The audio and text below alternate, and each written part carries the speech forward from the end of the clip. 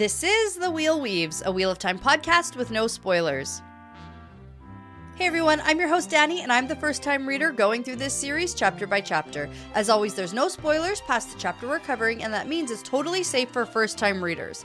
I'm joined by my co-host Brett, who's a longtime fan, and he's guiding me on this journey. We'd like to thank and acknowledge our executive producers, Brandy and Kirkwood, Sean McGuire, Yanis, LightBlindedFool, Deyvis Ferreira, Green Man, Margaret, Big C, Bennett Williamson, Hannah Green, Noralia, Geof, Searles, Erik Reed, Greysin Ishara, Helena Jacobsen, Matthew Mendoza, Cyndi, Sims, Patrick Wallbankk, Manethraen, Andrew Scarponi, and Mr. Boddy's Body. And before we get into things today, we just want to thank and welcome Sarah Parker, Patty Hallahan, and Dennis Kalunga to the Wheel Weaves Patreon team. Thank you so much for your generosity and your support. We really, truly appreciate it and couldn't do this without you. In this episode, we are talking about Chapter 6 of A Memory of Light. Yep, Chapter 6 is a Knack. Ooh. Yeah, we've been without Moiraine for so long, and then she just lays it on so thick this chapter. You know... I loved it. And I always have mixed feelings about this, but I always end up, after the chapter is done, landing like, on... that was I love great. it. I love Moiraine just being like, you know, I'm here. Here's all the prophecy you've ever heard in your entire life, and fucking do it. Yeah. I guess. She puts everybody in her place by the end. Like, everybody, nobody's happy except for Moiraine. But we're all doing... Is she even It's that Moiraine. happy? She's as happy as she could ever be. It's okay. That's my opinion. How do you feel? Well, I would say you wrap that up pretty nicely. She's the outside third party that people listen to. Mm-hmm. And maybe there's some shock involved. Sure. Maybe there's a shock element. Taking them off. Yeah, absolutely. You know, that's a big thing. I also am on the line that I'm kind of straddling whether or not to call bullshit. On what? On just the, ease at which Moiraine just walks in and fixes everything. Here's the thing. She only had to fix everything. A disagreement between Rand and Egwene. That's it. And she can handle Rand and Egwene. Yeah, I know. She's handled both of them. I know that. And so it felt like, oh, good. Because we get to move on from this. We communicate. This is actually how I expected it and wanted it to go. Mm-hmm. And turns out we just needed a mediator. And then a little bit of compromise on all angles. And some compromise on all angles. It just takes a woman coming back from the grave. Yeah, and then telling both Egwene and Rand that both of them are stupid, and this is the new thing we need to do. Yeah. Because, she takes all the ideas and mixes them all up into a goodie bag and says, this is what we're doing. Yeah. And it's a little bit of where everybody doesn't get exactly what they want. Fine. I think so. the bullshit part, the unrealistic part, honestly, is that they're just, fine. Yeah. They agree to it. Yeah. It just doesn't feel like after this, it doesn't feel... But here's the thing. That like that would happen in this book series. Okay, but yeah. Until it's meant to happen, I guess, and we need to move the plot along. Exactly, because Moiraine classically says... Wheel weaves, bro. Yeah, she certainly does. Absolutely. So let's just do it. Let's just move on. There's a lot of really good stuff. And there were so many times where I was like, oh, good. Finally, somebody said that thing that I was waiting for someone to just say. Yeah. But I found myself being like, wait a minute, though. That doesn't feel like Wheel of Time to me. That's... All right. Well, I'm going to kick us off with a fun fact. Okay. And I'm going to let you judge whether this is a shot or not. New game. Shot or not? Shot or not, yeah, because it's a Lord of the Rings reference. Oh. But intentionally so. Oh, another one of those. Yeah, okay. Yeah. Okay, so we have in the Wheel of Time a lot of Lord of the Rings references. And we have another specific one here with the Field of Merrilor itself. So it is a reference to the Pelennor Fields. So if you recall in the movies... And I do. I recall the movies. Good. Okay, so the third movie, the big, huge battle for Minas Tirith, the big white city in the mountain. Oh, with the elephants and stuff? Yes. Okay. The big, huge, the biggest battle in the Lord of the Rings. And when they're, counting their shots, and then they're like, that counts as two. That battle, when they're riding the elephants on the side of them. That still only counts as one. That still only counts as one. Yeah, because Right. he kills an Same thing. Legolas kills an elephant. Okay. Yeah, that's the one. That's the That's one. That's the Okay. one. Okay. So that is the Battle of the Pelennor Fields because it's in and around the Pelennor Fields. So this is actually a reference to that. And that big battle in Lord of the Rings took place at the end of the Third Age. And if you recall, we are currently at the end of the Third Age. Possibly. In the Wheel of We're Time. possibly. Like, we don't even know really if it's the end of an age. I mean, it's called the Third Age by some. It's called the Third Age, but like, whoa, telling me it's the end? This is the end of the Third Age, yeah. I don't know if you know that. I didn't know. It's the last battle. This is it. There's no is that more. How ages There's work? no more books after this. Yeah, but that's it doesn't it, mean man. that the Third Age is just gonna end. Well, the world's gonna end. So like, It might not, though. if the Great Lord does what he wants to do, I think we're at the end here. Okay. Anyway, so Fields of Marilor. Yeah, Pelennor Fields. It connects, and apparently, I did a little bit more diving, but apparently scholars have compared the Battle of the Pelennor Fields with the historic account of the Battle of the Catalonian Fields, which was in 451, Common Era, and more or less basically like Romans versus the Huns. But that's all I'm not gonna go into more than that. Okay, so as for the game, shot or not? Sure. I'm gonna say Lord of the Rings, Wheel of Time. Not a shot. Okay. But how Rude. about a drink? Okay. Cheers. Sure. Well, Take a drink. My glass is just whiskey, so I it know. doesn't... I want to just drink my wine. I just Fine, want to whatever. take a drink. Cheers. Okay. And into this fantastic chapter. Okay. Go Mama Bear Moraine. Is she Mama Bear? I thought Nynaeve was always Mama Bear. Is Yeah. Moraine also Mama Bear? No, I would say no. Yeah. Never mind. Okay. Okay. Well, chapter 6 is called a knack because Moraine has a knack for showing up at the right time and changing everybody's mind. Yeah. And the chapter symbol is one I don't know if we've seen for a long time. There we go. If not, you're looking at me because I'm like, this is new to me. Yeah. No, we haven't seen it since Eye of the World. Eye of the World. Okay. Yes, I was because like, Moraine and her spinny staff thing. Remember? From the chapter called something. Yeah. Manethraen or Where something. do you think The song from Manethraen? Rand gets his dramaticness from? It's from Moraine. No. Absolutely. The first instance Rand ever had of her, the staff-spinning, twirling, storytelling lady. Let me tell you, Rand gets his flair for the dramatic from Luz Theron. It is not from seeing Moraine tell a dramatic story. I don't know. All Aes Sedai are very dramatic, but no way. Like Rand Moraine did a spinning, twirling light staff thing to tell a story, and that was dramatic. People were engaged in the story. That's how you engage people. Yeah, he gets it. Rand gets it. He gets it, but he didn't learn that from Moraine. Okay, he just has. She unlocked the potential in his brain. They're both just very dramatic. Okay, love it. I love the dramaticness of it all. It's fantastic. Okay, so we are going to start in Perrin's perspective. Which is so funny. Which is so boring. Well, he's just watching. It's so boring. He's just watching everything happen. It's one of those perspectives where it could just be a nobody narrator. Oh, yeah. Because we just want to see from a neutral perspective what's happening here. But then you wouldn't get the smells. No? Yeah? Okay. You can't rub your head like that. We're too early in this chapter for that. Okay. Well, I wasn't expecting you to bring up all the smells so early. Yeah. Okay. So I get kind of why we're in Perrin's perspective. Because if we were in Rand or Egwene or even Nynaeve, we'd be clouded a little by emotion. Right. Whereas Perrin, no emotion. Well, because he knew Matt was doing it. That's true. Because he's like, Matt, you crazy fool. You did it. You did it. And where are you? Not here. That's actually how we start, too, which is funny. Okay. Yeah. So it's gone quiet in the tent. Moraine's walking in. Perrin thinks, oh, Matt, you did it, you crazy idiot. And then he has some swirls and is like, where's Matt right now? He's not even here.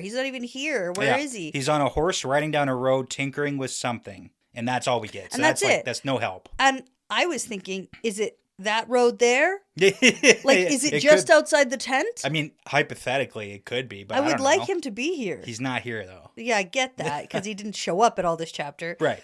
Matt would never come to this meeting. Oh, this doesn't involve me at all. I know. And in reality, it really does. You're one of the 3 Ta'veren that the pattern has spit out. Definitely. You really should be here. I think so too. Especially when they're like, oh, who's going to command our forces? Oh it's my like, God. Matt, you could be here and raise your hand. Be like, I'm pretty good with battles. No. He would never volunteer himself. But Moraine definitely should say Matt Right? should do this. Yeah, Yeah. totally. But no, that doesn't But happen don't at worry, all. because Elaine can't command. Okay, we're jumping way ahead. So, Okay. we're jumping way ahead. We Way should just ahead. do like a 10-minute summary and then just like move on with our lives. We could, but we're not going to. No, we're not going to. Okay, Ron's like, oh my God, he falls to his knees and he's like, by my mother's grave. How? Yeah. Moraine, of course, Moraine. And then she says, Yeah. Will waves. Yeah. And then he's like, that's not an answer. And she says, yes, Yeah, it it is. is. So you just don't like the answer. Yeah. So cryptic right off the bat. We're being Yeah. so cryptic. The wheel weaves as it wills, not as you will, Dragon Reborn. Oh, SmackDown. It's pretty good. It's pretty good. Like, of all entrances and bringing everybody down a few pegs off their high horses, she does it with Egwene. She does it with Rand. Those are the only two people that matter, really. But she does it. Well, and this is, I think, the Mama Bear energy. Okay. Because she knew them when they were just wee tykes. Right. Before Maybe it's they rose to power, like Yeah. she discovered them. She does bring that up She with does. Egwene. She does bring Yeah. that up. Okay. Because she's so humble. Yeah. She's the most humble. Well, it's funny. Okay, so Egwene says, the White Tower welcomes you back, and open arms. You're good. We're all good. Your service We're all has not good, been right? forgotten. We're good? Everything's good? Yeah, and then she Yeah. says, well, I guess I get a lot of credit for finding the future Amyrlin. And like, ha, ha, ha, ha, ha, I did it. Yeah, because I gonna was heading for stilling and execution Yeah. in the before times. Yeah, but not now. Yeah. Now it's good because I found you and your Amyrlin. You're welcome. Okay, here's a question for you. Right, okay. Would you rather... Maureen. Wait, no, okay, what's the question? you have to answer. You have to... Would you rather Okay. be a Forsaken who has to be locked away and miss 3,000 years? Probably not that. Okay, But what's well, the other? Okay, yeah. okay. And then, or be Yeah. Moraine and miss all the events of the past, like, year and a half. Like, I'd rather be Moraine. I don't want to be here for all the shit they've had to deal with for the last year and a half. Oh. Last year and a half has been terrible. But, like, having to get caught up on everything that's going on? The last year and a half is not that much stuff has happened in reality. And What are you talking about? over So many things have happened. versus 3,000 years being locked away. Barely I anything can catch up happened on a over year those and a half of 3,000 world events and not have to deal with anyone's bullshit.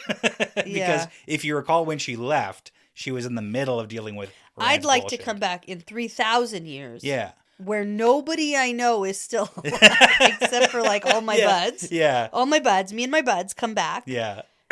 Everything's different. Except, no, the Forsaken hate each other. yeah, well, They're not buds. you know They're what the I mean. first. They're- But what you're They're describing a is crew. not the They're a crew. Forsaken. And so they're coming back, Yeah. and they got all this knowledge that no one else has. Yeah. Like, that's pretty cool. That's pretty cool to be smarter, but then you have to be around a bunch of Idiots all but the here's time. the thing. That's true. Think of it this way too, because I've thought about this a little bit. Imagine you are really good at stuff in today's terms, and then you go almost like back in time, right? Because the wheel kind of like a reversal of the technology, Right, yes, right. So, yeah. but you go back in time to I don't know, the medieval times with castles and shit. Sounds fun. And then people are like, I'd like whoa, that, you're yeah. from the future. You must be super smart. And you're like, yeah, I'm really good on the computer. And they're like, what's a computer? And you're like, you don't have one, but I'm really good at it. and then they're like, come milk a cow. Yeah, and I'm you're like, I don't know how to do that. You're like, I could operate a car, and Yeah. they're like, what's that? And you're like, well, it's a big machine. And they're like, they're can like, you build one? I'm like, no, no. I barely know how it Oh, actually yeah, right. works. So, yeah. Absolutely not. No, like turns out, Mm-mm. it turns out most things I'm very stupid actually. Yeah.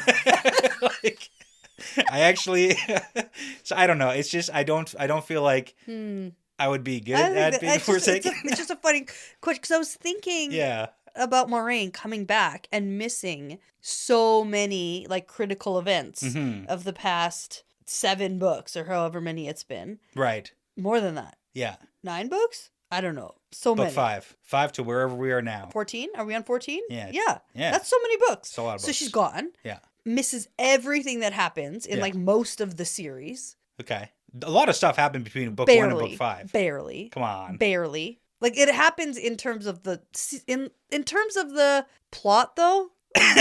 In 9 books you want to tell me that nothing really happened? I could summarize books 6 to 14. It's taken us It has, but that's because of the years amount to of books. get here. But it's been like a year. And she can catch up on a year's worth of stuff It's not like she didn't know who Rand is. She knows all the players. She knows all the characters. She knows Rand's the Dragon Reborn and the Except she doesn't know what does she not that know? Cad Swain is his new advisor. What? Yeah.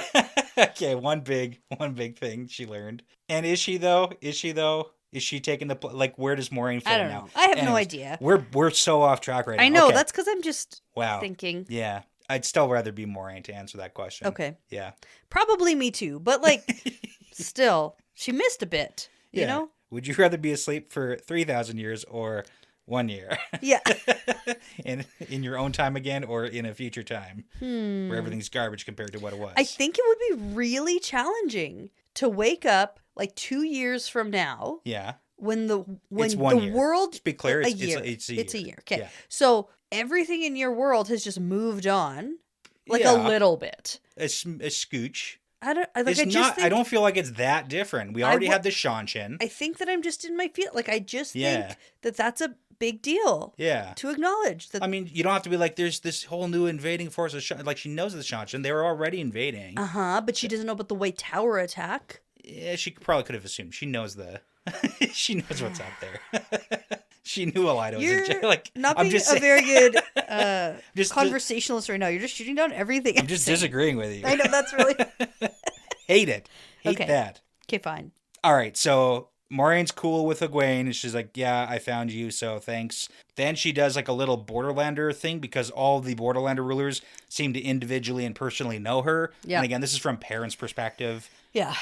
And then Moiraine stops in front of Nynaeve, and Perrin's like, "Oh no, here it comes. The big shouting match." Yeah, but instead of shouting, Nynaeve gives her a hug. Yeah. See, that's the thing that's changed the most. Surprise. Okay. Yes. Before? I don't disagree with that. Yeah. A year ago, Nynaeve giving Moiraine a hug. Yeah. Because she missed her. A lot has happened. See? But also, I feel...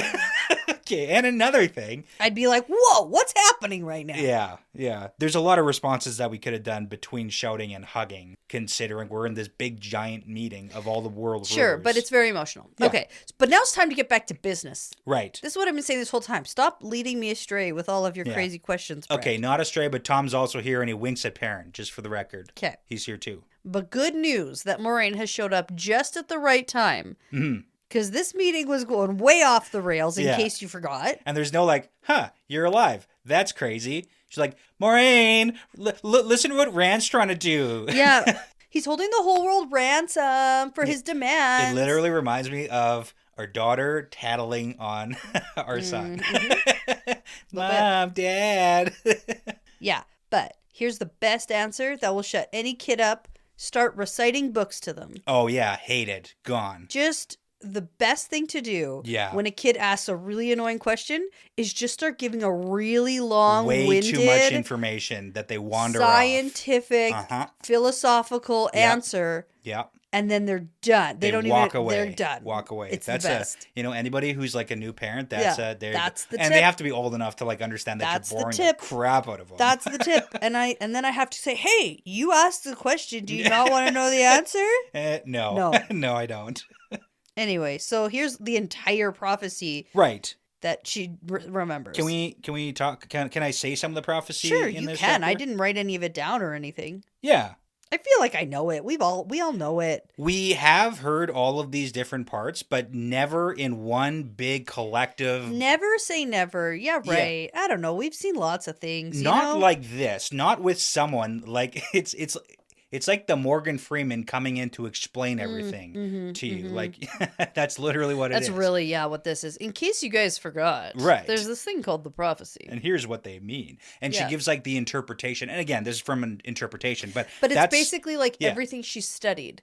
Yeah. She's got her PhD in prophecy. Yeah. She knows it. She knows what's literally... up. Yeah. But then there's also doctor. The issue with prophecy, and that's what we're also going to dive into a little bit here, is that it depends on your interpretation. And she really starts sticking it to people like immediately because she says, okay, so the prophecy commands you to shed tears. So are you supposed to shed those tears for your salvation, or are you supposed to weep for your salvation? And she goes into like this big description of like, is it a for this or because of this, or is it to get your salvation, or is it because of the salvation? So she's like basically sticking it on like you can have your prophecy and you can think one thing, but you just got to go with it because the wheel weaves.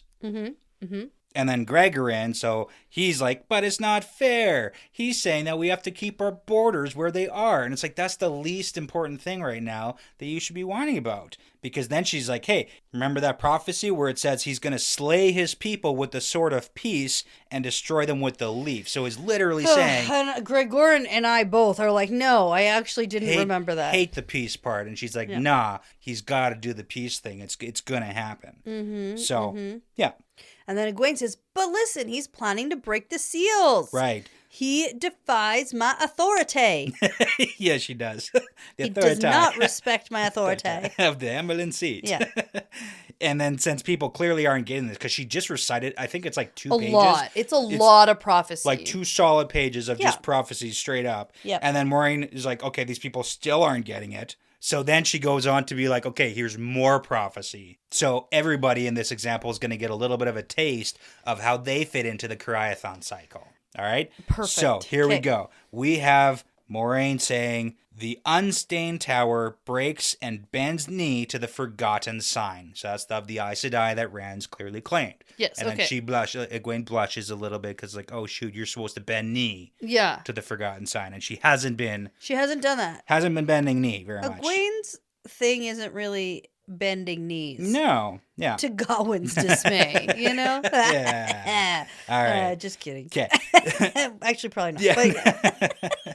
And then she says, there can be no health in us, nor any good thing grow, for the land is one with the dragon reborn, and he is one with the land. Soul of fire, heart of stone. And that's what we've been talking about a lot, too, with the dragon. The dragon and the land are connected, right? It is, like, we do really need to rely on Rand for a lot of things. And his mental well-being. So, like, soul of fire, heart of stone. There was the whole thing about his heart being too stone-like, right? Gotta make him laugh. If you recall that whole thing. Thanks, Catswain. Yeah. And cry. And Sorelia? Yeah. Question mark? They both worked on that together? Exactly. Okay. But really, Tam did it. Exactly. Yeah, okay. Yeah. And then she looks over at Gregorin of Ilion and says, in pride he conquers, forcing the proud to yield, because Gregorin's being a proud dink. A proud dink. Yeah. Uh-huh. And then she looks over to the Borderlanders and says, he calls upon the mountains to kneel. And we've got the Borderlanders having to kneel to him. That's fine. Uh-huh. Looking to the sea folk and the seas to give way. And then to Perrin. So dramatic. Okay. Yeah, yep. So dramatic, but I love it. Then to Perrin and then Barrelane. And the very skies to bow. And then we've got to Darlin, pray that the heart of stone remembers tears, because Darlin's of tear too. So great. And then looking to Elaine and the soul of fire, love. It's fantastic. Like, everybody gets a little bit of prophecy, and then she wraps it up and she's like, hey, you can't fight what's happening here. The pattern is balance. The last age ended with the breaking, so you're getting peace this time, even if it has to be shoved down your throats like medicine given to a screaming babe.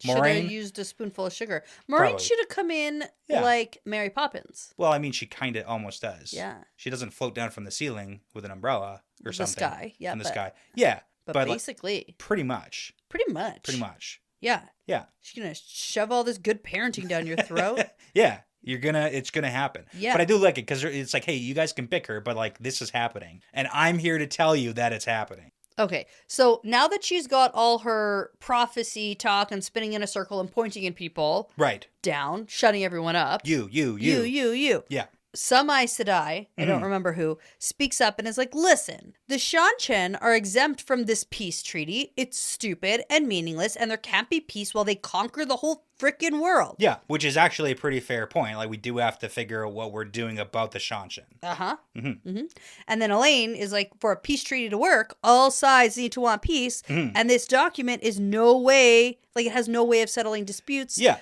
And then she actually brings up a really good point. Yeah, people are going to disagree, and we need some sort of like arbiter, someone to arbitrate. Uh-huh, sure. Is that the word I'm going for? Maybe. The mediator. Just like Maureen is mediating this meeting. Yes. You need some in-between person to be like, hey, if we have little disputes, we got to settle those.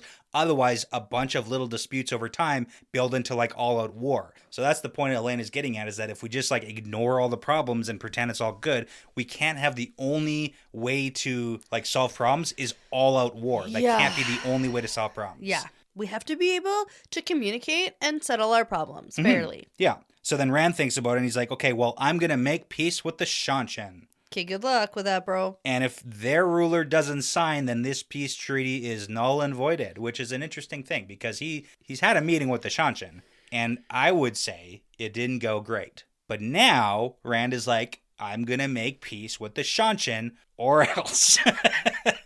So how do you feel about that? Do you think there's actually like a path to peace with the Shanshan? I'm considering. Okay. I don't even know if I want to say like peace is the right word. No, peace isn't the right word, but it's just like take what you've conquered and stop it. Yeah. Take what you've conquered, let everybody stop. Mm-hmm. We need to go deal with the last battle and stop stealing women and stuff. Right. Kind of thing. Yeah.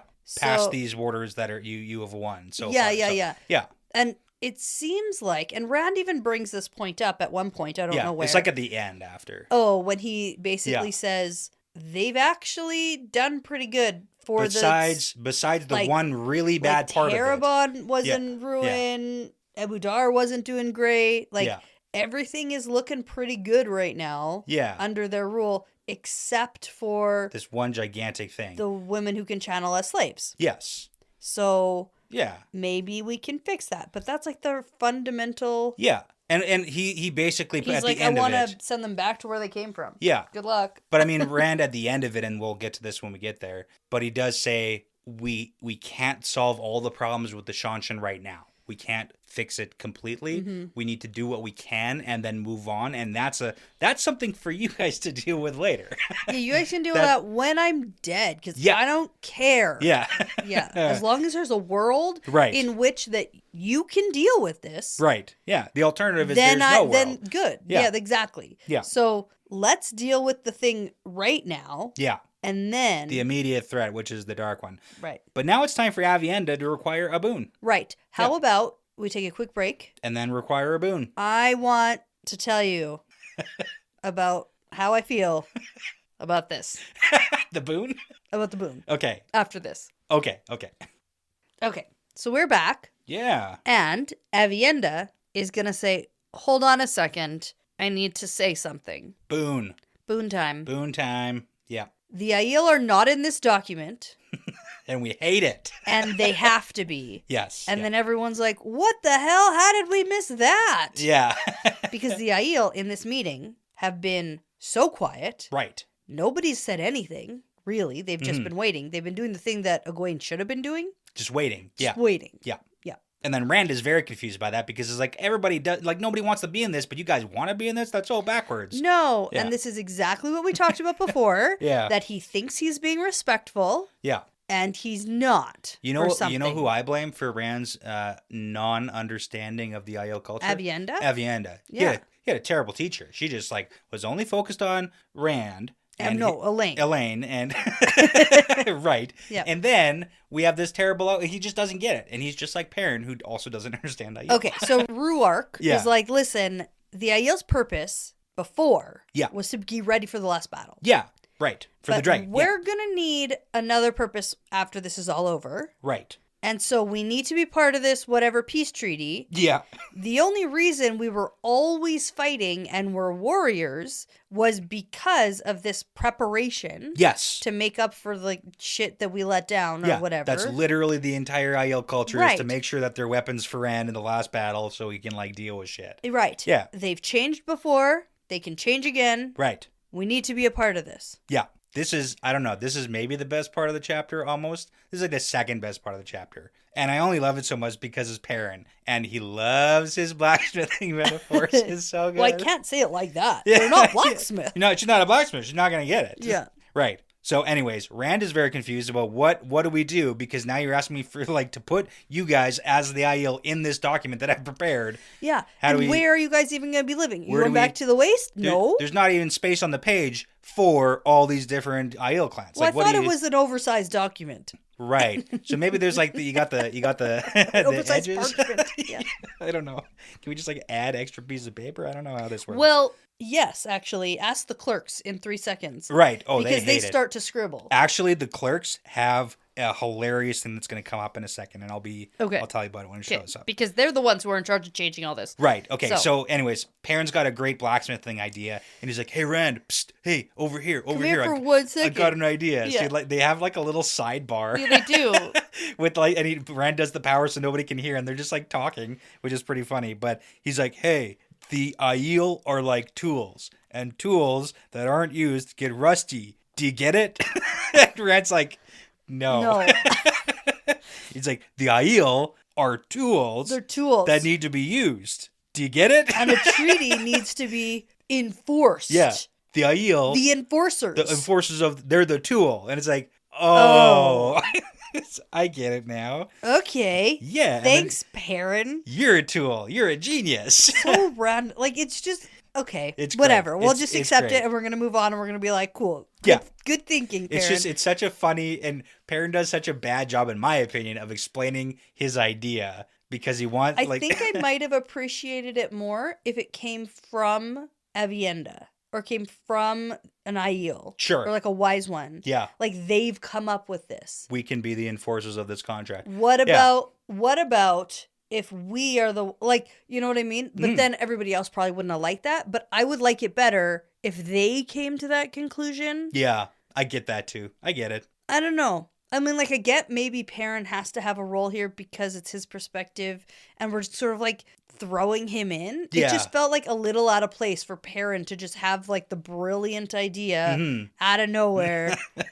When Avienda's been, like, this has been her whole thing that she's been dealing with. The issue is that they didn't really know what Rand was going to do for the document. Like, that's true. They knew that they were going to be left out to an extent, right? But yes, not the specifics of the actual agreement. Right. So. And so now that they have, I don't know. I think maybe my bullshit card gets pulled out when every single issue or problem that we have is solved right here in 3 minutes. Right. So what you're saying is you'd prefer another like 5 to 7 chapters of this meeting. Maybe in like they can go take another night and get a lot more camp scenes and then come back for a second meeting. You would like that. I wouldn't love it.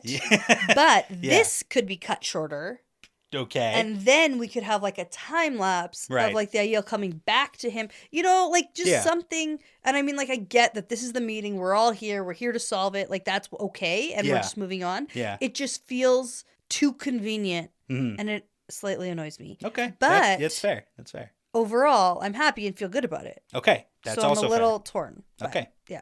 All right, so Rand turns back to the group and he's like, "All right, we got 2 provisions now. So first thing we're gonna say, if the Shanshan don't sign, then the contract is voided. All right, and second, the Aiel, not the Shido, they're not included in this. Right? Who cares about those? The Aiel are going to be the enforcers of the peace and mediators of dispute between the nations. And then Rand asks the Aiel if they're cool with this agreement to be the method of enforcement. And it feels a little lackluster. Okay. I don't know if this is actually the answer. This doesn't feel like they're part of it to me. This doesn't feel like the answer. Yeah. Okay. To me, it feels like they're very much like I don't necessarily think it feels like it solves the problem. Okay, sure, we'll do it. But it's more about everyone else's reaction to it, where they're like, "What?" Yeah, okay, so let's go over the specifics of, like, the basics here. Okay. So they're going to be the enforcement method. They're going to prevent the wars, punish the wrongdoers, see justice served. And then Ruark is asking, like, hey, when you say justice, is this, like, our version of justice? Or is this, like, whatever nation's version of justice that we're in or punishing? And then Rand's like, oh, the Aiel version of justice for sure. You guys are way better at that stuff than anybody else is. Yeah, this isn't State Patrol. This is FBI. Yeah. Yeah. I guess so. And then Ruark realizes that this is going to be the end of the Aiel as they know it. But, I mean, we already knew that the Aiel were coming to an end in a sense. Mm-hmm. And then Perrin can kind of see some of the rulers thinking like, okay, this feels okay, and thinks that a lot of them probably still see the Aiel as savages that they can manipulate long term. So sure, they'll agree with this for now because they think they can get the upper hand with the Aiel because that's going to be terrible for them. Like once Rand is gone, the Aiel are still going to be okay with their sense of justice. Yeah. So I think maybe Yeah, like we have this cross-border policing system, Yeah. but is independent of any individual nation, which is also important that the Aiel have their own like morality and they really like Yeah, I think like, that where they preserve it, lost so, me was yeah. just the intricacies that they started of the politics and the policy writing Mhm. that I just like, next. 'Cause Yeah. I can't. Nope. They're like, and then when the Aiel are called in, who calls the Aiel in? Do they just show up? Yeah. Or does somebody call them to come? And Let it's like, the Aiel worry about it. and it's like, depends, right? And they're like literally writing policy as we speak. And this is so boring. Yeah. To me. You don't like this part. Okay. I like this part. I know. Yeah. There are some people who freaking love policy, Mm. and this is probably fantastic. And I wish, Yeah. you know? Yeah. Anyway, yeah, but I mean, policy writing yeah. in my fantasy books isn't for me. Sure. 'Kay. Sure. Discussing how we're gonna. Yeah. Okay. Yeah, I Okay. love the flourish. I love the dramatics. I love everything that's going on, and I Mhm. like that this is getting solved. Like that's super cool. A couple pages too long. Okay. 'Kay. Yep. Yep. Okay. All right. So now the clerks are working away at adding in these provisions with all the rules and how are the IL gonna, come They're in. the and be used. comedic relief, and They I are. love them. It's pretty good. I love the clerks. They're my new favorite characters. Yeah. Bustling around. Okay. Yeah. So now Moraine says, hey, we got a few other things to talk about and you're probably not going to like it. Dun dun dun. Yeah. First things first. She tells him that he's not the one who needs to command the armies because he's going to Shell Ghoul and turns out Mom. Yeah. No, Shell Ghoul. Stop telling me I want to command the armies. No, you can't. Someone has to. Terrible reception there. It's not going to work. You're not even going to be able to get a hold of anybody when you're in Shell Ghoul. Like, it doesn't right. work that way. Yeah. This doesn't have to be you. And then Rand argues a little bit, but then I love the fact that Romanda pipes up and she's like, hey, the White Tower should be in charge because we're cool-headed when everybody's acting crazy and everyone trusts us. And then like, everybody does like a double take like, no. No. And then Rand says, no. Bad idea. No. And then to Perrin, Right. he's surprised that Egwene doesn't speak up Yeah. about the whole, like, no, the White Tower can't control this Yeah. thing. Yeah. Because for once, this entire time, Now. Egwene has taken a cool, calm, collected step back. She got it back and under control. Cool as a cucumber. She blew up on her ex-boyfriend and now she's, okay, She's no, like, I can. right. Yeah, back. I remember politics now. Yes. Okay, don't say anything. And then we got Darlin speaking up saying, hey, it should be one of the rulers here of like the people leading the armies already, like it should be one of us. That kind of makes sense to me. And Ron's like, okay, can you come to a decision? Yes, if you can agree on a person to be in charge, then we can talk about that. But Egwene's like, I don't want to talk about that anymore. I want to talk about my thing. Oh, and then her cucumber gets warm. Uncooled. It's a warm. You ever had a warm cucumber? Ugh, Ugh. not for me. All right. So she wants to talk about the seals again, and Moraine says, don't worry, Egwene. Rand's not going to break the seals. And Rand is like, the fuck, I'm not. Rand is so pissed. Like, what are you talking? That's like literally Yeah. mostly the reason we're here. This is like the big thing. And then she turns to Egwene and says, you're going to break do them. And she's also pissed off, and it's hilarious. I love well, it. and also, Yeah. at first I didn't like this, but then I thought about how Moraine Mm. has been to a lot of different future telling She has been. places. She's been through She's visited a lot of a lot of stuff. fairs. She's been- seen yeah. a lot of mediums. She's done A a lot. lot of things. A lot. She went through rings Yeah. that showed her variations of the future. She had some questions answered. She had questions answered. Mhm. And then she also just spent a lot of time Right. in a different place Yeah. where they also do things of that nature. Like, are you talking about like her time with the snakes Yes, and foxes? that's- Yeah. And like, we don't even know how that works because we know that they can like see the future in a sense. Uh-huh. And maybe there's some like she's been through a lot of stuff where maybe she's got some insider Right. information. here, Especially that triangle in the for sure. waste, the Ruidian Exactly. ones. Yeah, 100%. Like she's for sure got insider information. So here. she's like, Egwene's going to be the one to do it. Yeah, Egwene says no, and the Marine's like, excuse me, you're the Watcher of the Seals. Do I need to recite prophecy again to you, Missy? Because I will. And everyone's like, please I do will. not. Yep. Please don't. Please don't do that. And then she does it anyways. yeah. Yeah. And then And she Egwene, also, yeah, aren't you a dreamer? right? Haven't you dreamed this already? Excuse me? And then they're hard to figure out, you know? They're hard to interpret. It's like you literally saw you breaking the seals. And ran. Okay, listen, pause. Yeah. Did we see that? Okay, well, no. We didn't see her breaking the seal. So she explains these dreams, and we have seen these dreams. Okay. Yeah. So she says that she's seen, I think, Rand crunching over the shards of the Dark One's prison, and then she saw him in another dream hacking away at it to open it. Like, we did see these. Yeah. And it all kind of makes sense, because we've never, I don't think, been complete. We've seen the seals breaking actively throughout the series. Sure. Like, the seals breaking yeah. hasn't been a thing that we're, like, shocked about. No, absolutely So the fact that Rand wants to break, like, the last 3... It so, doesn't like, seem, we control when they break, it doesn't rather seem that than crazy. letting them crumble apart on their own. Exactly. Like, it doesn't seem like that crazy of a plan for us, the reader. Yeah. Because we've seen everything. But for Egwene, she's... Well, she has her ideas, you know? Yeah. So anyways, Moiraine says, hey, Rand, it's time to give the seals to Egwene. And then he does. He takes 3 seals out of his pocket. This part... And he does it. To me... He does it. I feel like is another thing that could have been done... Right. Separately from everybody else. Sure. Okay. And like the fact that he has them on him in his coat pocket right now. Best place to keep them. And we're just going to like, here you go. Where would you rather he keep them? Literally the safest place is on his person. I suppose. That's the most safe place. I didn't really think about it. And then all of a sudden he's like, here they are. I was like, well, that was convenient. Here's the thing. Yeah. Here's the thing. You as a lady don't have a lot of experience with pockets.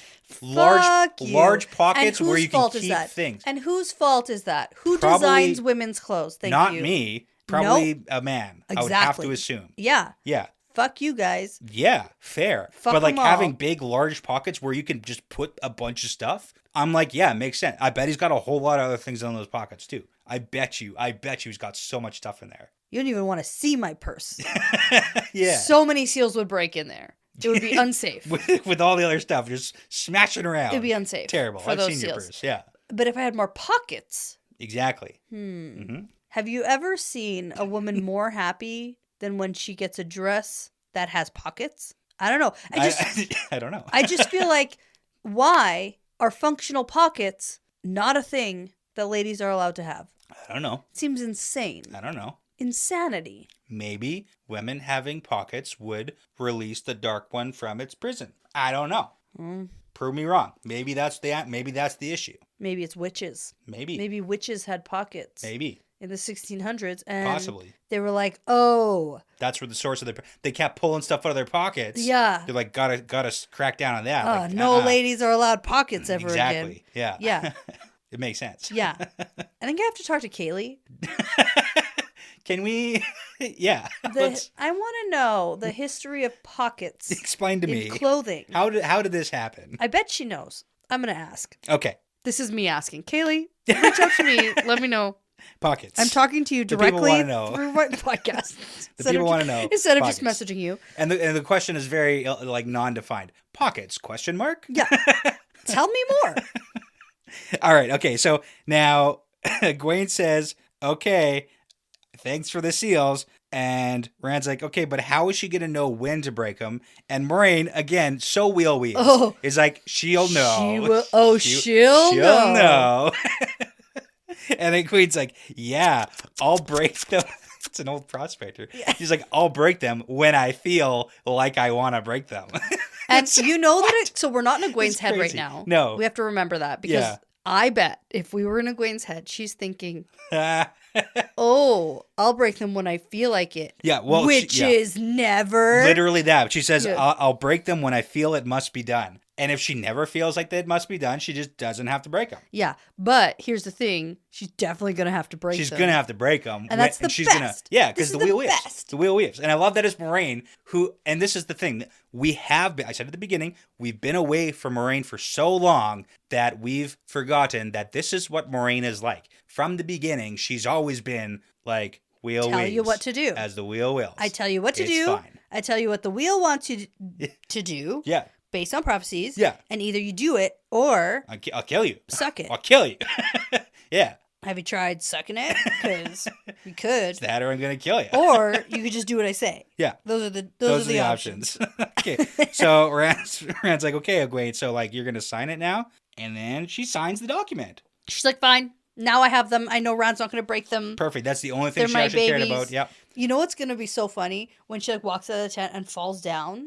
It's like Kevin's chili situation. It's like, oh. She falls and breaks them all. Wheel weaves. Oh yeah. my God. Yes. That, would just be It was meant to be. Yeah. perfect. Okay. Chef's kiss. Okay. Oh, man, that would be so funny. All right. That would be the best.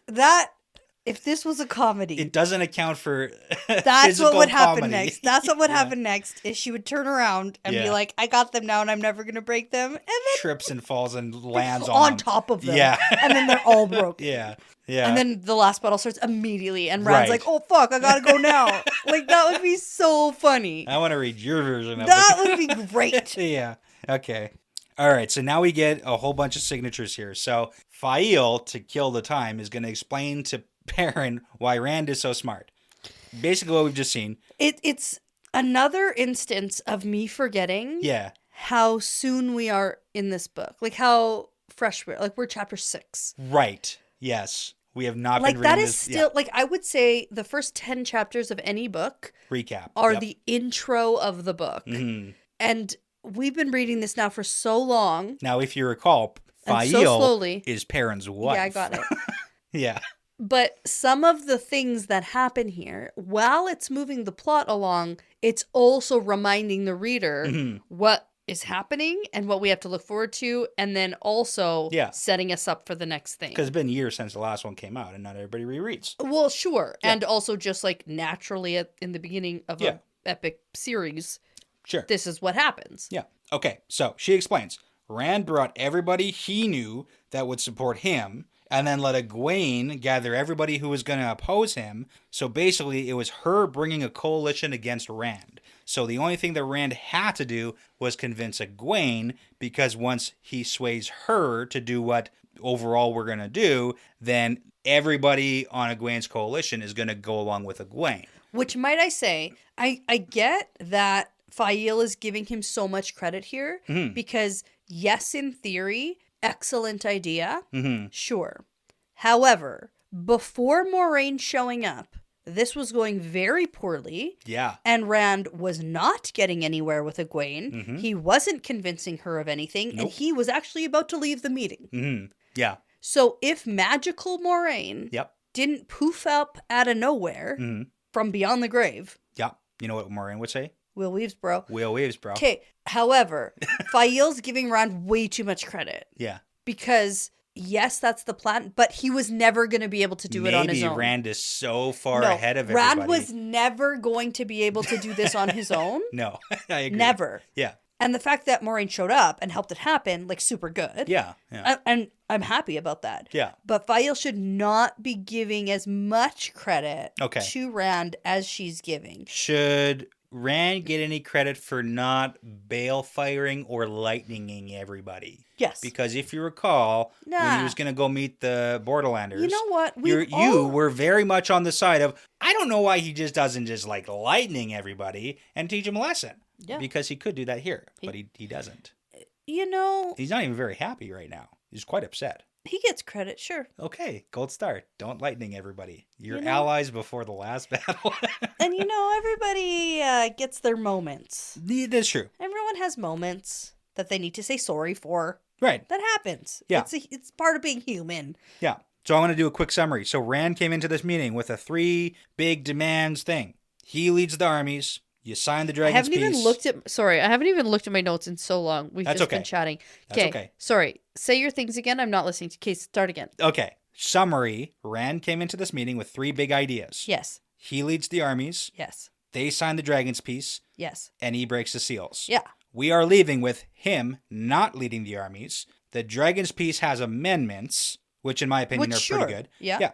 And then Egwene is in charge of breaking the seals when and or if she feels like it ever. So it's just kind of interesting that that's how we end this meeting of Rand's wishes. Yep. It was just a summary. Yeah. I think that the issue before Moraine showing up was that Rand wasn't willing to compromise or discuss or communicate or bend in anything he was thinking. And neither was Egwene. They were very against each other on everything, no matter what. Right. And so Then Moraine walks in and everybody compromises. Yeah, and I mean, you say everybody, but it really, No, everybody compromises. Even the people who were like, absolutely no, I'm never signing this, are lining up to sign it. Yeah, they don't even count. The comic relief is everybody lining up. Yeah. To sign, and some people, this is Perrin's point of view, right? So it's like extra boring. Yeah. So some people are signing with a flourish. You're right. And some people are writing Not all a chicken flourish. scratch. Yeah. Like,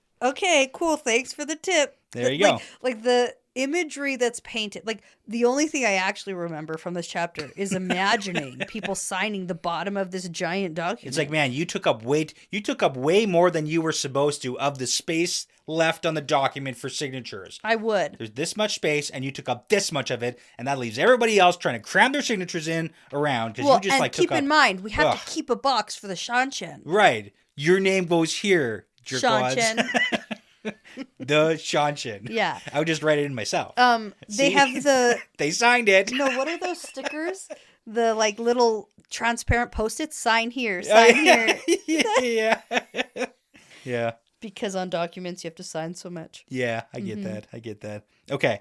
So this is where the clerks come in, and they have a part that I really, really love. So the clerks are like furiously writing everything out for amendments and stuff before the signatures. Okay, yeah. And then Rand basically like rips the document out of their hands, and they freak out because he's like, good enough. We need to sand it. And we need to sand it. Oh yeah, because of ink. Because of ink and then the sanding stuff. And then Rand just like uses the power to dry the ink because, magic. You can. Because magic. And then it's like hilarious because stupid clerks. I know. It's so funny. They don't even know. In Fourth Wing, I never read it, but go on. Everyone has some little minor magic, but like before you have a bond with a dragon, you like don't have your magic. Of course. And the thing that some of them have is a magic pen. And they're like, haha, look at those idiots in like what first can the magic year. pen do? It's just a pen. It's just a regular pen. But the idiots who don't have magic have like ink and quills. Yeah, and like is it like a forever full pen, or does I honestly don't know. Does it run out of ink? I don't. There's no details. You got like a one-time use. No further questions on the pen situation. Okay. Except for when we have magic, we can dry ink faster. It's a pen. Yeah. It's magic. It's magic pen.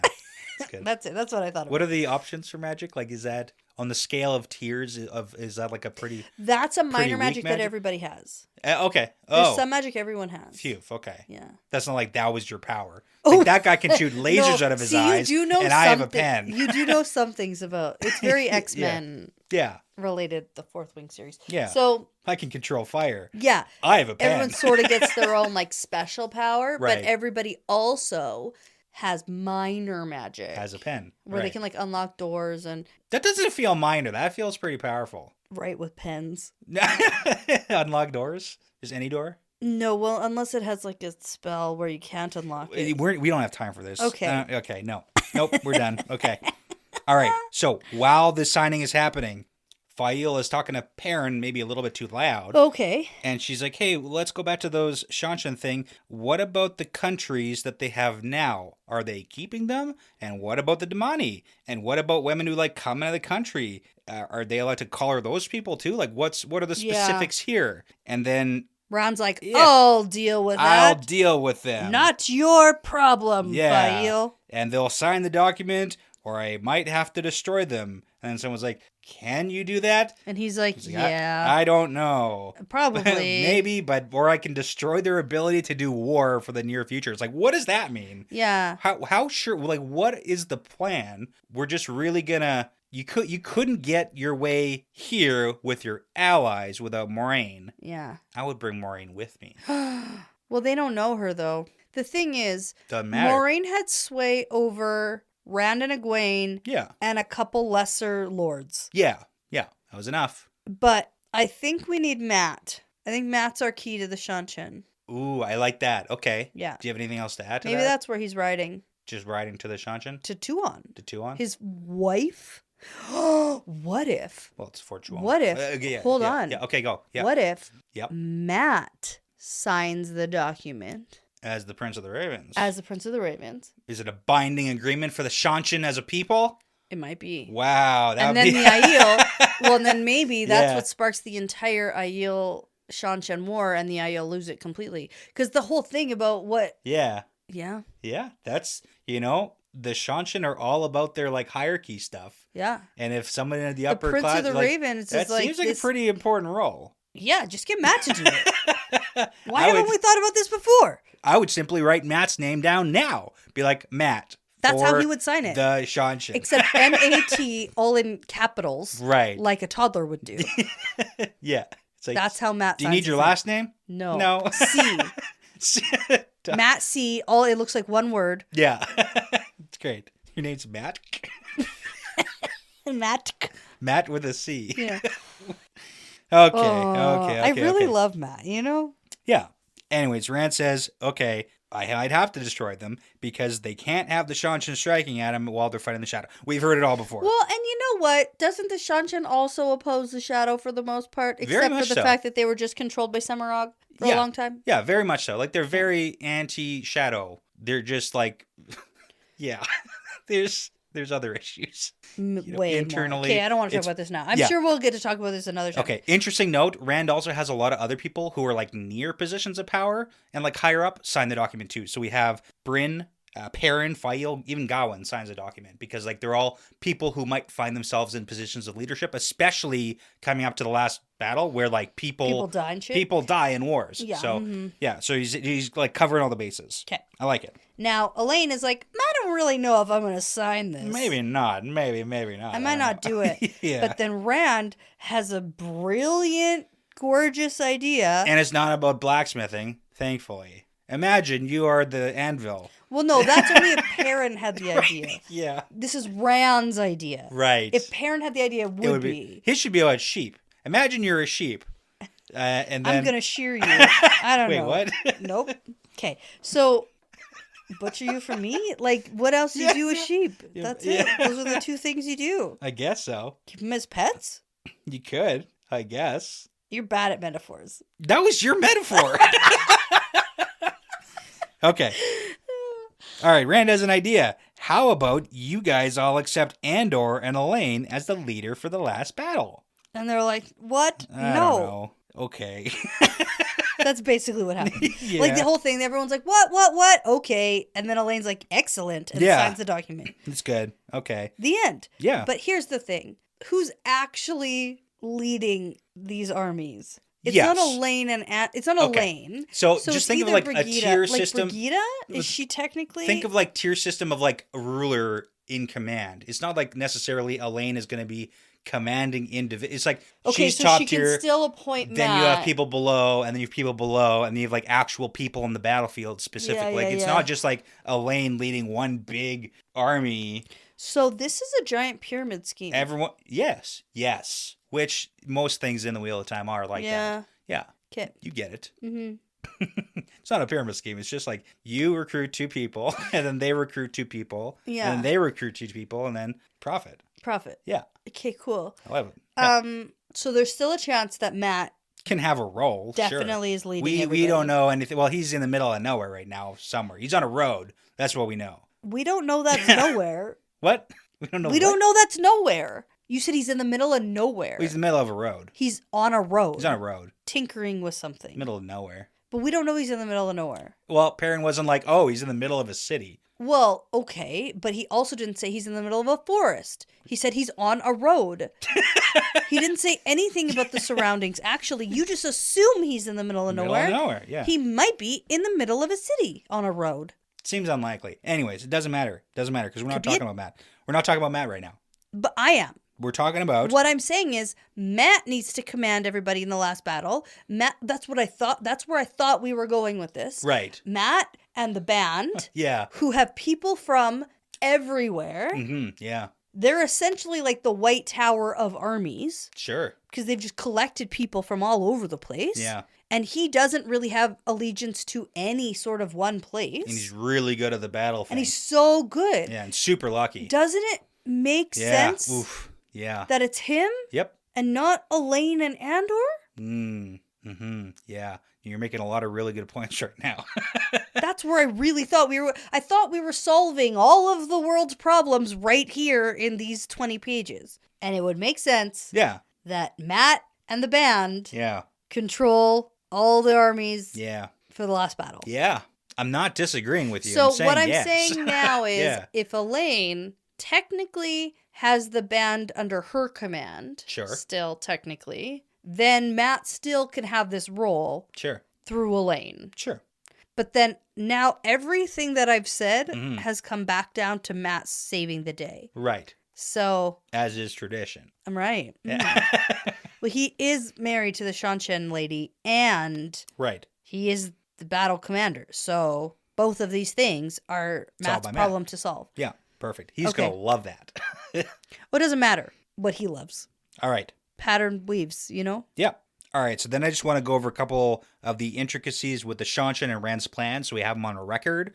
So first off, Rand says if the ruler signs it, he's going to ask about trading goods for retrieving the channelers they've taken. And then he's also going to try to persuade them to release the lands they hold and hopefully just go back to Shanshan. Are you talking about Shanshan? Yeah, Yeah. okay. Yeah. Okay. And then Egwene's like, well, what happens if they refuse? Because there's thousands enslaved right now. And then Avienda and the Wise Ones all speak up. And they say the Aiel are not going to fight the Shanshan, which surprises Ruark a little bit too. He's like, what? That's kind of like out of And left like, field. why not? Yeah, because they were intending, after the last battle, they were intending to, like, say, blood feud against the Shanshan and go to war. Yeah. That's what Ruark and the boys were thinking. But turns out we're not doing that now. Which I don't quite understand, but I'm just going with, you know? You don't understand why they're not going to go to war? Yeah. They just don't saw understand. the Ruidian thing where it went terribly for the Aiel. Oh. So the Wise Ones are currently like, we're not going to go fight them right now. But if we fight them now... We're sitting on our hands for a couple minutes. Okay.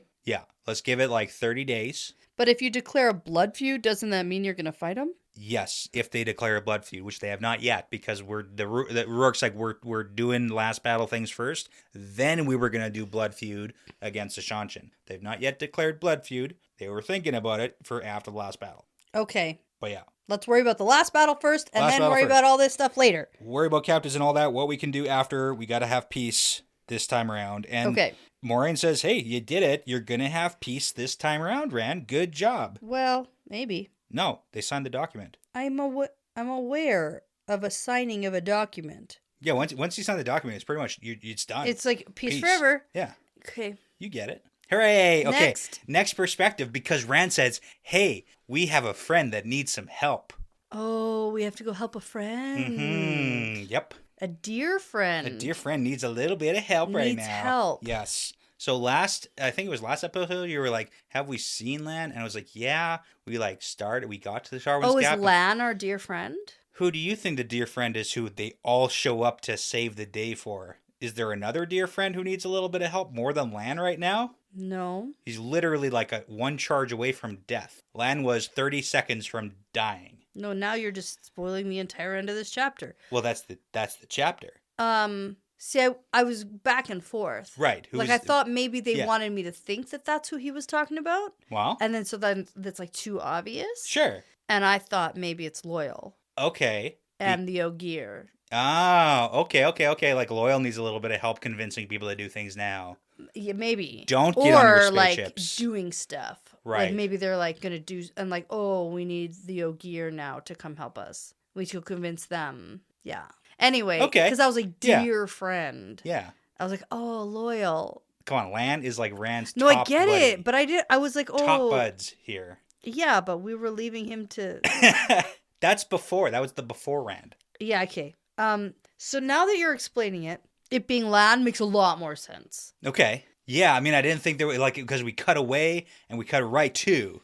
I guess I just didn't connect it. You know, we can also wait because maybe it is a subversion and we'll see something else happen because there's a lot more book left. No, now I think that it's not. Okay. And that's what this is. You know what's funny? So let's talk about it. Because of this scene, this chapter almost got my favorite chapter of the book. Mm-hmm. So close. I went back and forth about it. I think I need to yeah. reread the end of this chapter before I read the next chapter. It's so good. I love it. It is. It's good. It's It's good, cinematographic. but now Oh my god, it's so good. I It's don't so know good. if I really picked up on what actually happens. Okay. Like I get the gist, Yeah. but Okay. now you're saying things that I think I missed. Okay. Let's do this then. Okay, so we're gonna perspective change to Lan Mm-hmm. because that whole meeting's over and we covered it very thoroughly. We did it. Okay, so Lan and his army of the last of the Malkier Yeah, and people. and others. Everyone he brought from across Well, the everyone who borderlands. followed him Yes. that he didn't want to follow him Yeah. are now with him. Yeah, And one they're became at 2, 2 became 5, and then... whatever. Yeah. So we're at Tarwin's Gap. I didn't mean whatever. That's rude. Yes. I meant, yes, all of that. Yeah. They're all at Tarwin's Gap battling a bunch of Trollocs. Right. So And it's not going well. to recall the numbers, because when we saw this initially, so we know there's like probably over 100,000 Trollocs, and Lan has arrived with like 12,000 yesterday, and now we're down to like half that. We have like 6,000 people left, and we are literally retreating in this scene from Tarwin's Gap to make one final charge to go die. Yeah, okay. That's the severity of what we're in here, because you're Yeah. like, we're not just going to keep letting them whittle us down. We're doing one last big, F you to the Trollocs, and we're all going to die right here now. Okay. So it is very... Their job is to do as much damage as possible Yeah. to the Trollocs. Yeah, and it's very somber. Yeah. And that's... So we get a lot of people here. Like, Lan talks about numbers a little bit. He's like, he's on his 5th standard bearer, like the guy who holds the flag since yesterday. Like... Well, I was also thinking, like, how Yeah. necessary is that? I've actually looked at that, and it's pretty necessary. No. It's like, it's actually a very honorable position, because your job is literally to hold the flag of Malkier, to rally the troops to the king. And it's like, you're probably going to die, and you got to be a hero about it. Seems insane. It's, It seems like so dumb, and I don't think it's necessary. people are inspired by their leaders fighting for them and with them. And so a dude Yeah. just holds a flag and then gets cut down. And then they're like, next, Yes. can you hold a flag? Yes, I can. Yeah. That's a role I could do. We're talking about, like, I could do that. I could do that job. Especially in this scenario, Mm-hmm. we've gone through 5 since yesterday. Right. Maybe I would give that guy a sword also. we just don't To hold really- the flag.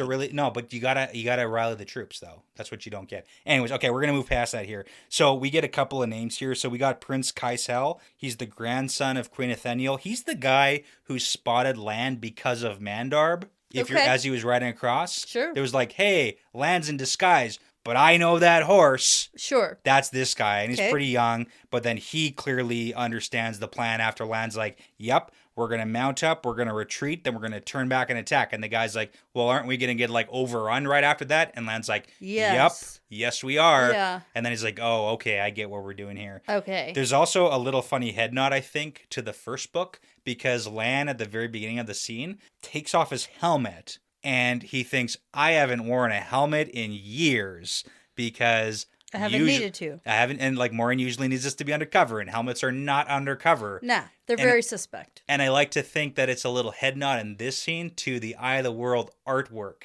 because in the first book, it has Lan on the front cover with a helmet, but like we never really Oh. hear about his helmet, and that's like a big thing. Okay, that's cute. Yeah, I don't know if it is, but it's just like in I'll my take it, mind, it's I cute. like it. So Yep. yeah, Okay, so they're doing the plan. Fake out as many Trollocs as we can. Yeah. And then attack them until we're all dead. yes, and we get a lot of like somberness here, and we get a lot of like Lan and the boys like saying their final things of like last charge and hey, we're all good, and basically saying goodbye to each other, and Okay. it's pretty heartfelt. I like it because they're all Yeah. like the whole duty is heavier than a mountain, death is lighter than a feather. Yeah. And then one of the guys is like, we've already moved the mountain, Lan. Let's budge this feather and be through with it. So it's like, let's go. So Yeah. my stance Mm-hmm. as a reader up until this point in the books Yes. is that a lot of really shitty things almost happen. Mm-hmm. Yeah. Yep. Like that's the main theme of these books, Mhm. I would say. And it's almost brainwashed me or impacted my reading in such a way that even though this is so dire, Yeah.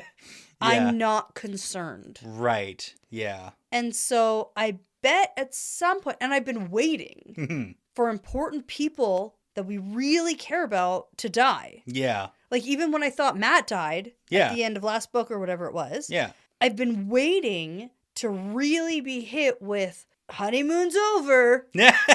It's really the last book now. The Yeah. series is really ending now. We're really going to lose people now. Well, because Lan's even doing the whole, like, sending his emotions to Nynaeve of, like, Yes. love and also, I like, know. strength and confidence. And I like, think that I've been, like, Yeah. on edge waiting for a moment where we're finally going to get mhm. someone we really care about. Yeah. You just want Lan to die. I don't. Yeah. But the thing is, but I still haven't felt that. Right. It still hasn't happened. Okay. And I'm not as See, here's the thing. somber. It's just people die in the series. They're just not people you care about. Well, anyone cares about. That's not true. Rude. We just lost Noel. It happened like yesterday, man. Yeah. And nobody. Yeah, come on. Yeah. I can't believe you would say that. People nobody cares about. Well, you know what I mean? Like, it's never been so spectacularly gut-wrenching. Yeah. I haven't had that yet. Okay. All right. And I bet it's coming, and that's what I'm sort of on edge for. But then, while I'm reading something like this, I'm almost like, well, and then I get proven right. Sure. Okay. So the writing is so good, but my brain isn't there. Right. It's not ready. Right. Or understanding the severity Right. of the fictional situation. I agree. It is your fault. Like, That absolutely. you're not feeling the right things Oh, right now. 100% it's my fault. Like, Okay. I know that. Okay, can we do like Several people have been like, does she even like these books? Yeah, I fucking love them, okay? Do you though? Because I don't feel like you're connected with how cool this scene is. Okay, so let's go over this. Most cinematographic ending of all time, and I love it. And it's so funny because, side note, in the Marvel movies, so Avengers, Yeah, Endgame, yeah. they have... You can't give spoilers for that, can you? It's been out for like 10 years long time, also. yeah, It's been out okay. for a long time. We get a very similar portal sequence of like troops arriving to help save the day. Oh, okay. And in my mind, it's always the Wheel of Time did it first. Sure. So, Oh, I bet.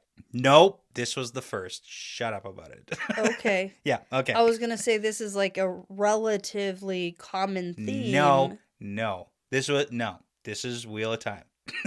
I accept nothing else. Okay. All right. So we get like the end charging, and I always imagine like slow motion, but we got the end charge. The hooves are clattering on the ground as their army of the 6,000 that are left are charging at the Trollocs. And you know what's And then- interesting? Yeah. I was never able to visualize this Tarwin's Gap situation Mm-hmm. before. Imagine a gap. If you No. will. And then the show did it Yeah. and gave me a visual representation. Yeah. And that's all I can picture. That's It's a gap. it. That's Yeah. basically what it is. A Yeah, gap. but then with like all the space in front of it and stuff. Yeah. Yeah. Yeah. And then it like opens up and To the yeah. city and stuff. Yeah. So like I can see it now. Okay, perfect. Okay, but go on. Perfect. Okay. So then in the back of Lan's mind, he can also hear his father's voice speaking the words of the Malkieri and defending the homeland. And he's like Aw. repeating that as he's charging. And it's very cinematographic. Uh-huh. It's like, my arm will be the sword, my breast itself the shield, to defend the seven towers, to hold back the I think darkness. that's screenwriting I will and not stand- cinematography, but go on. Yeah. Yeah, I will stand when all others fall, and then for my sweet land, Malkier. So and cute. It's great. So they're charging into what is certain death, and then he's like, gosh, this 6,000 horses is loud. And then he looks back and he sees at least 10,000 behind him now. And he's like, what? And then he cries out, forward the golden crane. And then the air up to the left splits and a huge gateway opens up. And as the gateway opens up, cavalry starts charging through. And they're holding the flag, I think, of Arafel is this one. And they just like burst out on Lan's flank. So now we're just like super reinforcements. And then like another gateway opens up and another and another. And we got like a dozen gateways open up now in this gap to fill it up. Well, and finally, the Borderlanders show up to do their It's all job. the Borderlanders here, and it's like boom, Finally. surprise attack, because the Trollocs are like yipping and howling because they think it's like easy to win the 100,000 versus land 6,000, yeah. and now it's like 100 versus 100 within seconds, and it's like all the Borderlanders are here. Then we get the Ashaman who start ripping up the Trollocs in the front row. It's fantastic, great. just like exploding bodies flying everywhere. Sure. And then the cavalry hits and Oh, lands it's fight. excellent. It's It's great. so It's so good. good. Oh, I love it it's so much. good. And so it's good. everything I anticipated it Yeah. would be. Yeah. So I love it. Yeah. I love it. Yeah, and then It's one of great. Lan's buddies like, I want to see you laugh, Lan. And then, smile. And then he starts like and laughing. And then Lan smiles and It's he laughs. fantastic. I love it, yeah. This is great. And then he says, raise the banner high, McGuire lives on this day. It's great. I love it. I love it so much. And it's like, I don't know. This chapter almost wins for favorite season, like scene in the books. Yeah. It's so good. And it should. It's a really good one. And I 100% get it that this is what Rand was talking about. Yeah, okay. I think. Maybe. Subversion. I'm still like... We'll wait a little. Yeah. Because when he's like, a dear friend needs our help, but then we like disperse, maybe it's like, okay, Borderlanders go help Lan, but we also have to go help. We have to go help, like where's Matt riding to? Yep. He's a dear friend who needs our help. That's true too. Right? So we have options. Yeah, here. I didn't immediately connect. Yeah. Because I was like, oh, good, because the meeting's over, so now send them back to help. Sure, absolutely, and this is clearly a thing. Well, maybe we got other friends who need help. There's a lot of places that need help right now in the world. Yeah. That need help. Mm-hmm. But dear friends? Yep. Yep. I guess, Lan. For sure, Lan's a dear friend. But maybe not the one he was talking about. Maybe it's Subversion. That's all I'm going to say. I'm not saying anything else. That's all you're getting. Now, for the nitty-gritty. Okay. How do we think Moraine is going to do with Nynaeve now having Lan's water bond? It's great. Oh, she likes it. Yeah. It's good. Okay. Yeah. But now Moraine doesn't have a water bond. She's talking to Tom about that. Oh, Tom. Right? Well, do we forget? Oh, yeah, I did. I actually completely forgot about that. I was like, what? I don't know technically. Like, yeah. That's because that's kind of lame. Okay. Come on, Tom's great. I love Tom. Sure, yeah. Tom with the water bond, like, he's great. Fix that hip right up, and man, that old man is spry. I think you should get some like healing or something. But maybe I don't know if you can heal that. It's an old wound. It's fine. Okay. Anyways, but like, okay, come on, pretty cool. Maureen's cool. Like, Maureen's not like doesn't love Lan. Like, they're not in a. That's true, but it's like that's my best friend. You know. I think they're right. They've been together for it's time. Okay. It's time. Okay. Yeah, they both need to take a little time off. You know, these are just a few of my incredible thoughts. I get that. I understand that. Okay. All right. Great chapter. I loved it. Cool. Can I read one chapter? Yes, you can. Yes, you can. Yeah. Yep. Chapter 7. You can Chapter 7. Okay.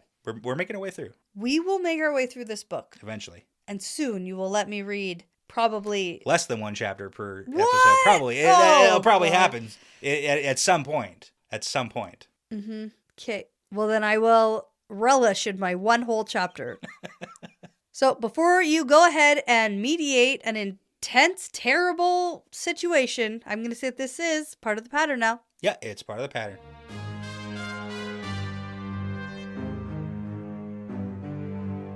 The Wheel Weaves is hosted and edited by Dani and Brett and produced by Dani and Brett with Passion Socks, Cody Fouts, Mo Zyme, Jamie Young, Jared Berg, Ricky Morissette, Matt Truss, Antoine Benoit, Ashley Bradley, MKM, Megan, Colby T, Gabby Young, Rycat, Chris G, Sarah Creech, Saverio Bartolini, Meg621, William Johnson, and Soccer Files Canada, with music by Audionautics. All right, everyone, and be sure to check out our Patreon page if you're interested in supporting us and the podcast. We'd love to send you some Patreon-exclusive merchandise like stickers and bookmarks as a thank you. Plus, you'll gain access to episodes earlier than everyone else, and at the time of recording right now, we have over 45 bonus episodes for your listening pleasure. Find all that and more at patreon.com/thewheelweavespodcast. For just general information about our show, like how to send us shot glasses, how to join our Discord, and how to get in touch with us, visit thewheelweavespodcast.com. And as always, please be sure to give a 5-star review because it really does make a huge difference in helping other people find us. And make sure you tell a friend, Riyadh, because referrals are the best compliment. Thanks again for listening. This really is part of the pattern now.